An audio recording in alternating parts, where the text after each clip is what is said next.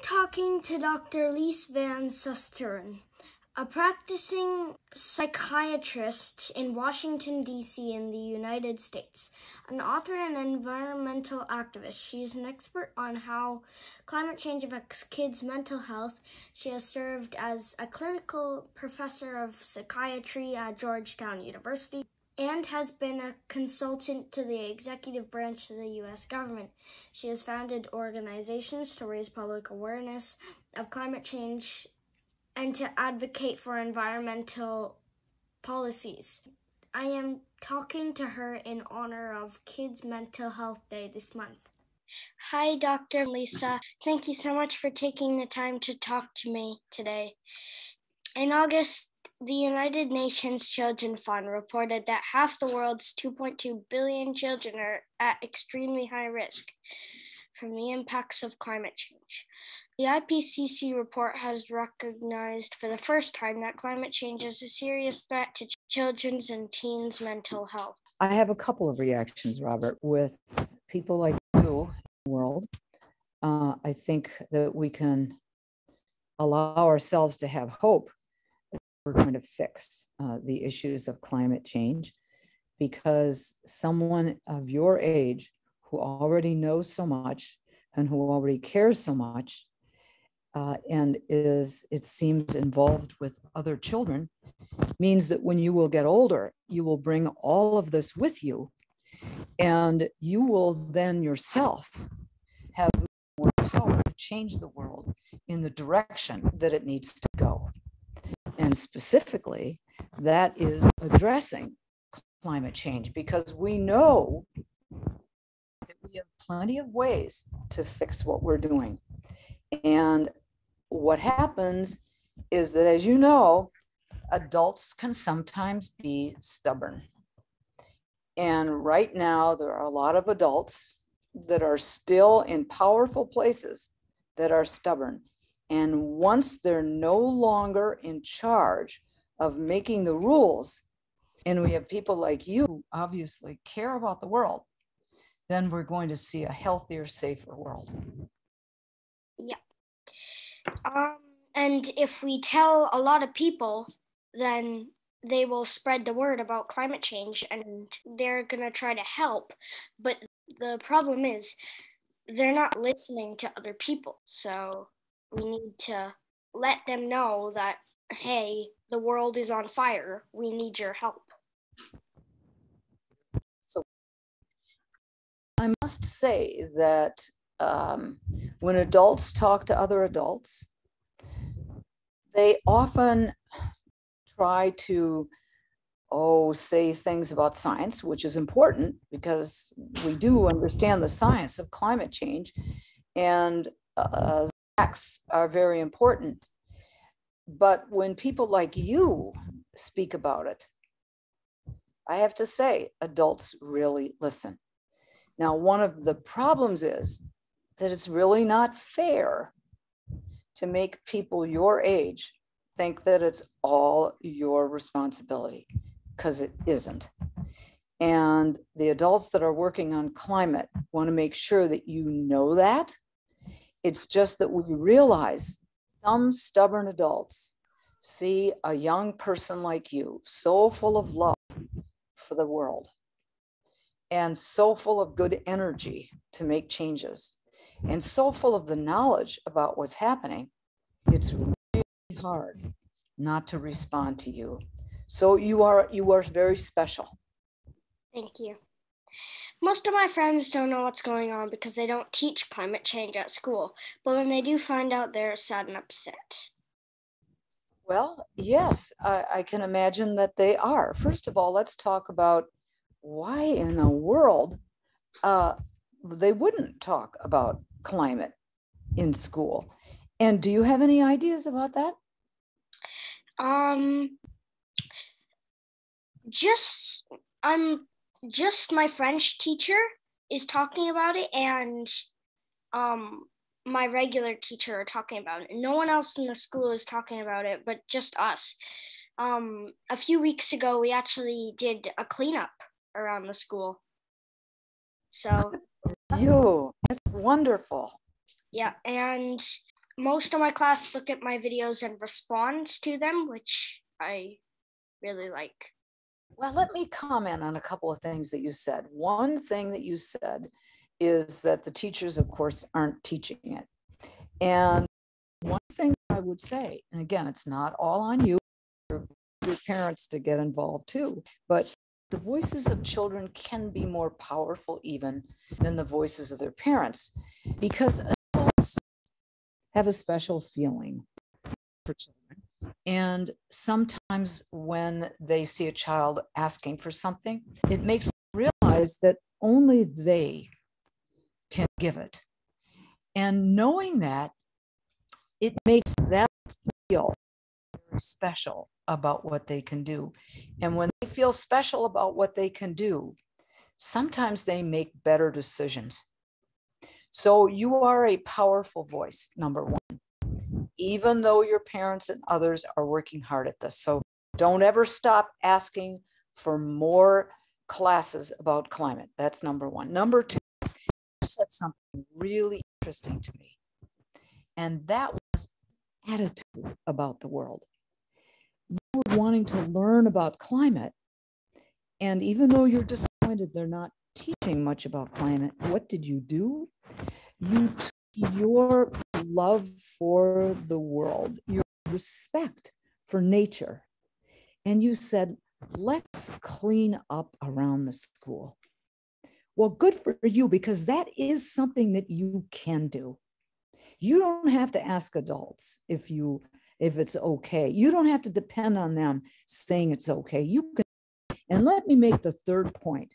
One of the most powerful things that you can do is show your friends and the adults around you what good behavior to the planet looks like.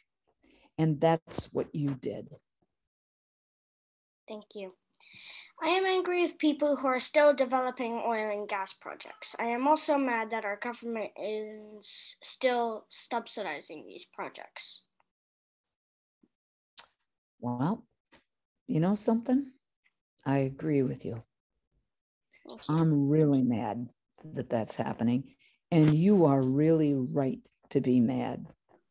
And I hope that you make sure that when you're mad, you say so. Because being angry that people are making decisions that are hurting nature and hurting people is a powerful and righteous emotion to have. And the more people, frankly, that are angry about this, the better. A recent survey reported by Nature asked 10,000 kids in 10 countries how they felt about climate change, and government responses to it, most were concerned about climate change, with nearly 60% saying they felt very or extremely worried. The most common emotions were sad, afraid, anxious, angry, and powerless. 45% of participants said their feelings about climate change impacted their daily lives. 81 said they have talked to others about climate change, and half reported being ignored or dismissed. 5% said that governments are failing young people. Kids who lived where extreme weather events had taken place were even more upset. Do you think these numbers are going to get worse? What do you think? I think they are, because people are getting even more mad that the government is not responding to them. So people start to listen to them, but they don't respond to it either. So we need to get their attention. So I think you make some very good points. And there are two things that I feel. I was involved in this survey. I don't know if you know it, but I was involved in that survey. And you asked me very specifically if I thought things were going to get worse. There are two ways to answer that question. It's true that we know that storms and fires and floods, at least for the time being, are going to get worse. But that opens up another possibility. When Mother Nature, in other words, the storms, the fires, and the floods that are a result of nature being disrupted, bring our attention to what we're doing, one way to look at it is, as bad as that is, do you know the expression, the silver lining? No. The silver lining means the good part about that dark part is that when you have more of these extreme weather events, people are more willing to sit up and say, gee, what's happening? Maybe we need to take action. So when you ask me if I think that more kids are going to be upset, I do think kids are going to be upset because some things will get worse before they get better.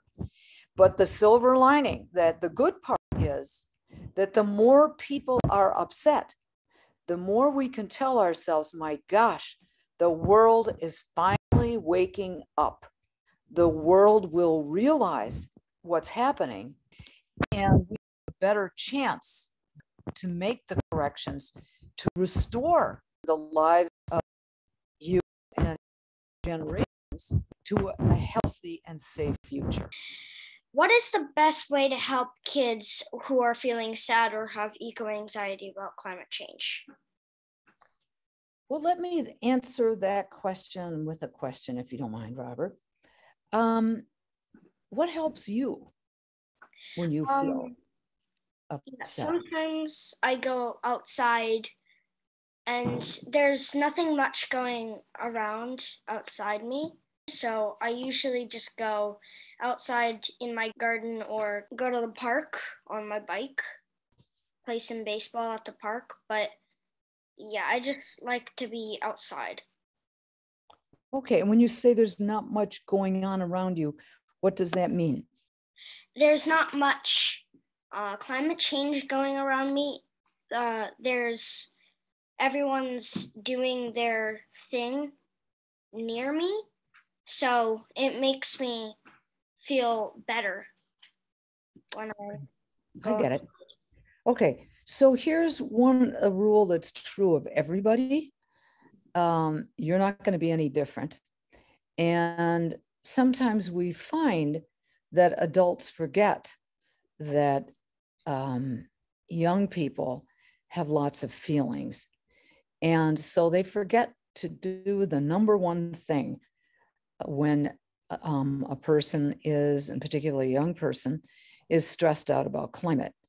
And that is to listen to them, to ask them questions about what they're feeling, and to show that they're concerned about what a person is feeling. And again, that works for anybody. It doesn't matter how old you are. But sometimes adults tend to dismiss, as you said earlier, what kids are saying. And so when an adult does pay attention to a child, a young person, it really makes you, or can make you, feel better, because your sadness gets out in the open instead of staying in the darkness, where it can sometimes feel like it hurts even more. And so the first thing is, I always tell people, is to listen. Then the second thing I say is learn. If you don't know about climate issues and your child is talking about them, you sure better learn about it, because it's important. And if you already know something, ask your child what he or she knows and see if there's something that you can learn from what your child is telling you, or maybe it's something that you can learn together. When you do listen and learn with your child, you can do a lot of things together, and it makes an opportunity, really, for you to think of other things that you can do. Maybe you can't turn the thermostat down on the whole globe, of course. Well, of course you can't, but you can do the things that you mentioned earlier, for example, and that is that you cleaned up around the school. And that makes what I always call, it's kind of a big phrase, but it's called empowering action. That means actions that you are involved in that make you feel as if you're a person who is making good change. We call it an agent of change. And if you feel as if you're getting your parents to do the same thing, and good parents will often say, and I coach them to do this, that they are making these changes because of what you said, because of what they know you're feeling. And that makes you feel as if you're you're making a difference in the world. And of course you are. Think if every kid did that with every parent, it would be a different world. So what you are doing is you are an agent of change. You are a person who's changing the world. Now, you mentioned one other thing that's one of my favorite topics. And I hope as you grow older, and I imagine that you will, that you learn more and more about what nature does. I call it the charms, tricks, and secrets of nature that restore our mental health and that heal us. Because being out in nature, that's where we really, I guess that's where you can say we started. So our bodies, our eyes, what we smell, what we hear, what we see, everything is evolved to respond to nature when nature is in a healthy state. And what you are telling me is exactly what evolution it tells us, which is that when we live in harmony with nature, we feel better. All the more reason for us to take such good care of nature. And I know that a person like you is going to spend his life doing work like that. Yes. The number of kids reporting anxiety and thoughts of suicide have skyrocketed in the United States. For example, there is an increase of 75% in 1 decade. That's really scary. What should kids do if they feel this way? Well, that is a really important question. And I'll start off by saying that sometimes it feels as if in the very moment, as if it's really, really hard to accept what's happening. And I can understand that. But those moments pass. And if a young person is feeling that way, I really recommend that the young person turn to a trusted adult and tell the trusted adult that that's the way you feel. And I will also say that I believe 100%, not 90%, 100%, that those feelings will change when you tell an adult that you trust. And that when that moment passes, and with the adult, you figure out, and this is what's critical, what you can do about those feelings, that those feelings, they may not disappear, that you feel sad, but you will recognize how important it is that we have you here working with us, helping us, and letting us know that you feel that we are worth trusting. We need to hear that too. And we can work together. And if we're all doing this, we will have that healthy world. But don't forget, no matter what, to tell somebody you trust what you're feeling.